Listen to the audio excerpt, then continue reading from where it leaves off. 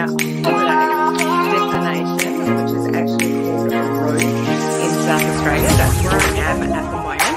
But I'm coming to you live today to share a powerful strategy to get more engaged.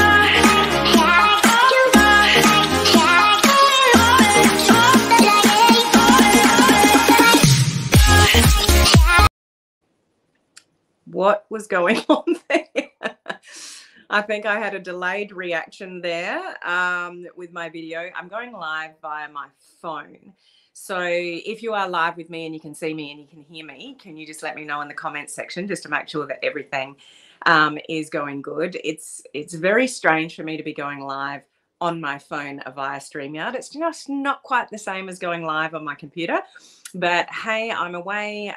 If you missed my live video from 2 days ago, we are away at the moment with some friends in a holiday home about 4 hours away from where we live in Australia. So we're having a good time.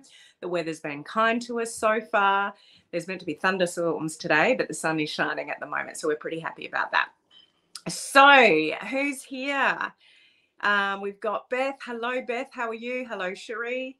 Oh, yeah, my intro video was playing. That's interesting because on my screen, it wasn't playing.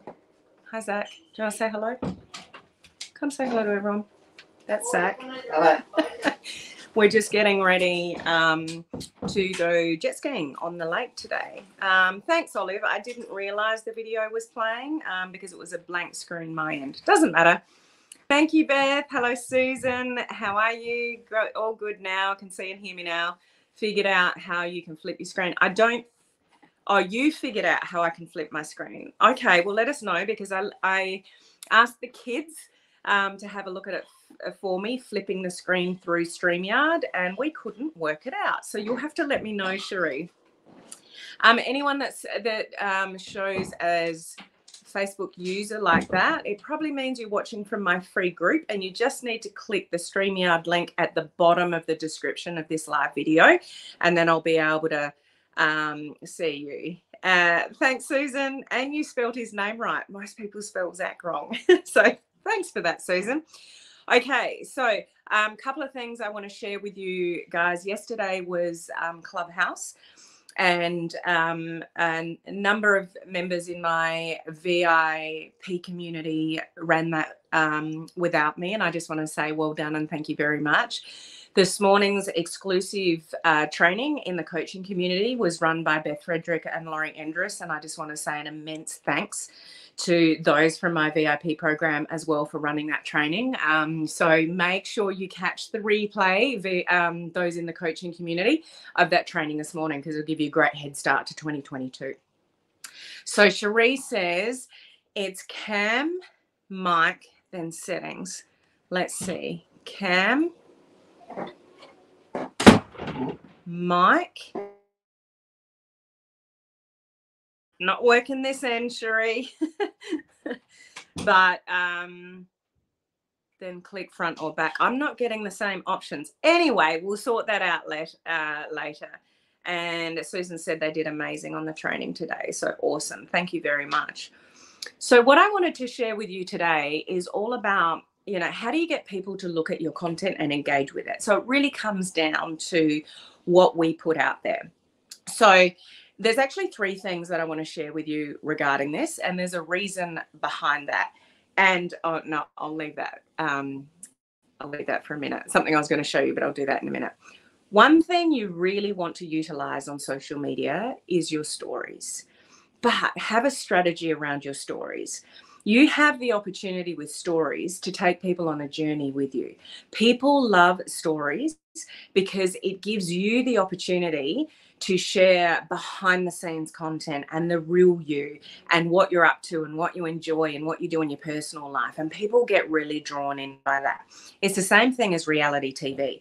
It's ridiculous that they can create shows of people just sitting around and talking. And, a lot of those celebrity shows are really popular, celebrity reality shows. Like we've got one in Australia. It's called Celebrity Get Me Out of Here. And they put a whole lot of celebrities in the Australian jungle. And they really don't do much other than a few challenges and just sit around talking. But people love it. The reason behind that is people like to see the real people behind the personality. But when you use stories in a way that you can actually share like a story, it's much more powerful. Okay. And this leads me to, we're in a house with some kids, and one of those is a 6-year-old girl. Now, what do we do? Think back to the time where you had young kids, or you've got relatives that, have got young kids. What do people do most nights before those young kids go to bed? What's something like, share in the comments with me, what do we do with kids a lot to help them learn, to help them absorb, to send them to sleep? You don't want to put content out there that's going to send people to sleep. But what do we do with kids a lot to help them learn? Well done. Susan got it. Tell stories. So we've got books around. Who knows these? I'm sure these are not just Australian. Who knows these books? Have you ever been exposed to these books in your life? We've got Mr. Tickle, we've got Mr. Cheerful, and we've got Mr. Funny. And if I had more hands, but because I'm on my phone and I've got my selfie stick holding this, I can't actually coordinate quite opening up the book here and reading to you at the same time. So I'm not going to read you Mr. Tickle, but what is the purpose of these kind of pieces of content, if you like? And why do what draws people in to things like this? What is it inside this little book that captures kids' attention? Okay, have a think about that for a minute. Beth, we use these all the time in my career. Very familiar. Okay, thank you. So it's not just an Australian thing. We've got a whole heap of them at home. But like, to the little girl that's staying with us here on, our holiday vacation, these things are just mesmerizing. The purpose of this that you want to absorb is, Susan's nailed it. You take people on a journey. If you can take anything from Mr. Tickle, it's taking people on a journey of what you can teach them, the value that you're providing behind the scenes in your stories feature, as well as your social media content. The third thing, so the first thing I was sharing with you is the power of stories, like the actual feature stories, but having a strategy behind that to take people on a journey regarding you, your life, your hobbies, your habits, all those kind of things. But also thinking of your content like a book. When you write stories. Right, and by that, I don't mean a book. I mean, write something that is sharing your thoughts, your feelings, your journey, what you're up to, but write it as if it's a story. I would really encourage you to write content for your social media like you're writing in a diary, because that's when you're truly sharing your deepest thoughts and emotions without it being promotional. This also will lead you and help you to be a good writer of curiosity posts. But there are people that write curiosity posts, but it doesn't flow. Like, it doesn't go from one to the other. So you really want to think story-based content. This will get people drawn into your content a lot quicker. And if it takes them on a journey, like Susan pointed out, they're more likely to engage with it because it's relatable. Stories are relatable. Your stories, your journey, what you're up to, what you do, it takes people, on a journey which people are more likely to engage with. So where you want to think about this in 3 ways is, 1, your stories feature on Facebook and Instagram, and creating a journey instead of, like, think sometimes, a series of stories that takes somebody on a journey, not just one story and then a different story and then a different story and then a different story.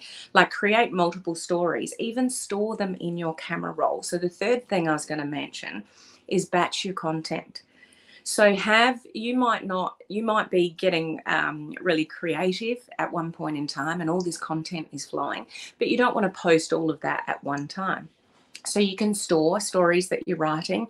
You can store curiosity posts. You can even store content in your camera roll for the features stories. So you don't have to post everything at once, but you save it to your camera roll and then post it a few hours later. Do you see what I'm saying? So batching your content when you're feeling creative is the best way to do that. Because if you force it, it doesn't quite come out the same way. If you're suddenly feeling like, oh, I've got a creative idea for a really good curiosity post or a story for my social media, you can write it in the notes section of your phone or somewhere else and then just save it for later. So you've got content that you can post. You've got a really good curiosity post that you can, put out, and then a week later put another one out, and then a week later put another one out. But you're not going to necessarily write and post all in the one go. Does that make sense? So what I'm really encouraging you to think about here is the content that you put out on social media. Think about it as a story. Tell a story. Take people on a journey with you, with what you're experiencing, what you're feeling, what you're doing, and people will be engaged with that just like they are normal stories. That's why books are so popular, because it takes people on a journey.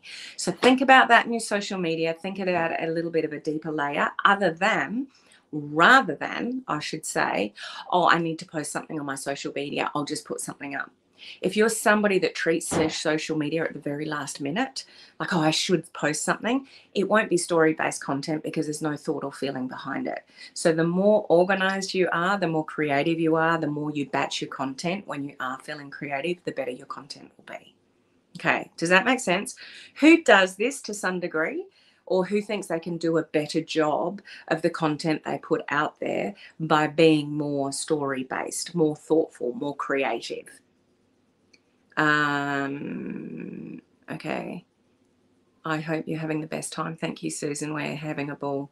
This book is a great example. So let me know, those of you that are watching it on the replay, do you think you can be doing a better job with the content that you put out on social media being story-based? Not just words. Not just words that you're putting out there for the sake of putting some content out there on social media, actually creating a story and taking people on a journey with you. Okay. Cherie, I can't find it now. Weird. Found it a couple of days ago, but nothing now. All good, Cherie. No problems. All right. So I'm going to leave it there, guys. Take away from that 3 things. 1, when you're using the stories feature in Facebook and Instagram, think about a journey that you can take people on instead of one story, a different story, a different story, a different story. Like, you can post throughout a day a number of different stories, but they can still take people on a journey over a 24-hour period before they disappear. So think about that. Think about creating content when you're actually feeling more creative and you've got something to share and you've got a story to share, and write like you're writing in a diary, not like you're intentionally writing a post for social media, because it doesn't come out the same way. So when you think and write like you're writing in a diary, I guarantee you your content on social media will be more meaningful and more people will engage with it. Yes, I can do better from someone there. Thanks for taking time for us. Enjoy your well-deserved vacation and have fun. Thanks so much, Susan. Thank you for this. I keep thinking people are getting tired of my journey of walking, but apparently it's still inspiring. So, Beth, you would almost be on 250 days straight of walking. So it's probably getting boring to you, but you are taking people on a journey with you and people are inspired by your walking, Beth. So, I know it's probably repetitive for you, but you're taking people on a journey. And I've heard people say that they're inspired by your walking posts. So yeah, definitely keep that up. I will think about taking people on a journey from Cherie when creative, and write like I'm in a diary. Excellent, Cherie. That's exactly what we're striving for. I often will get a creative moment and I know I just need to get something or some bullet points in my notes section of my phone, because if I don't, I forget it. It's gone. So when you feel you have those creative moments and think, oh, that would make a great post, or that would make a great curiosity post, write some bullet points in your, the notes section of your phone if you're out and about when you get that. When you get that inspiration, so you can actually then elaborate on it when you've got some time. Oh, so Beth is walking 249 today. So Beth, 250 days walking straight tomorrow. So I'm going to be the first person to say in advance, congratulations. That's amazing. Absolutely amazing that you've done that. Oh, here's Paul. Say hello. Hello, Paul. Hello, Paul. So that's an amazing journey sort of to take people on. So well done, Beth. Okay, so I'm going to leave it there. Remember the stories feature. Writing like you're writing, you're taking people on a journey like you're writing in a diary, and batch content when you're feeling creative. So then you can draw on it later when you're not feeling creative. That's the kind of things that you want to remember. I feel sometimes the things I start with are from a sad place. That doesn't mean it's a bad thing. Most songs are written by people, and the most powerful songs that are written out there that people remember are sad songs. So you can do the same with a post. It's just you don't want it to come from an angle of woe is me. It's make it into something inspirational. But that's not a bad thing, Cherie. You keep on going, Beth. I'm sure she will. I'll tell him you said hi. I prefer to be more upbeat, but those are the things that pop up. And remember, it's you might prefer things that are upbeat, and you might think that that's what other people want to see. But the most real and raw and authentic and genuine pieces of content, Cherie, are the ones that people remember the most. And that they often say, thank you so much for sharing this. I can relate to this. Those kind of posts, those kind of, raw and authentic, without the woe is me behind it, but just being genuine, but then finishing off with something like a lesson from it or some inspiration from it. You just want to have the right sort of theme at the end of it, if you like. Or theme's probably not the right word, but just, something enlightening at the end of it. Just so it's not all dreary. But they're sometimes the greatest pieces of content, is the ones that you don't really want to talk about, but you go there and people can relate to it. Thank you so much, Helen. This helps me so much. Awesome. I'm glad that's helpful, Cherie. Okay. So I'm going to leave it there. So I do hope that was helpful in some way, just to take your content to a deeper level. That's really what I'm trying to say. Think a little bit deeper about the content you're putting out there, just rather than ticking boxes and putting content out there, or being that last minute person saying, oh, I'll go post something. I haven't posted something today. I should post something. And you just whack something up. So engagement will probably be fairly low on those kind of pieces of content. So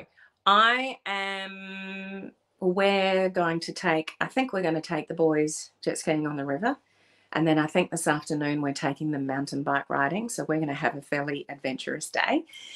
So whatever you're doing, well, for some of you, it will be close to evening or in the evening. So I hope you enjoy the rest of your day. I'm going to go enjoy mine. And I'm not going live tomorrow. So I think it's important to recognize when you are on holidays. Like, I'm still showing up for you guys. I went live a couple of days ago.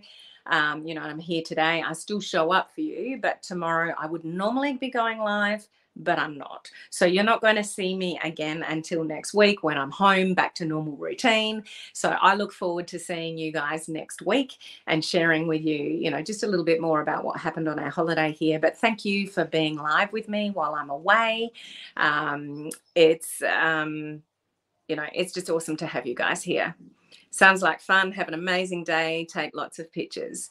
Yeah, I will take, and I have taken lots of pictures. So I kind of like to share my journey after the fact. I've put some things in my stories. So those of you that are watching, you would have seen lots of pictures of the ocean. But when we're sort of on our way home, I'll put up lots of pictures of where we've been and what we've done and our journey. But we're having a great time so far. That's what holidays are all about. So from Cherie, enjoy, Helen. Much love for you guys. Thank you so much, Cherie. Great to have you on, Dan. Okay, so I'll catch you guys next week. Bye.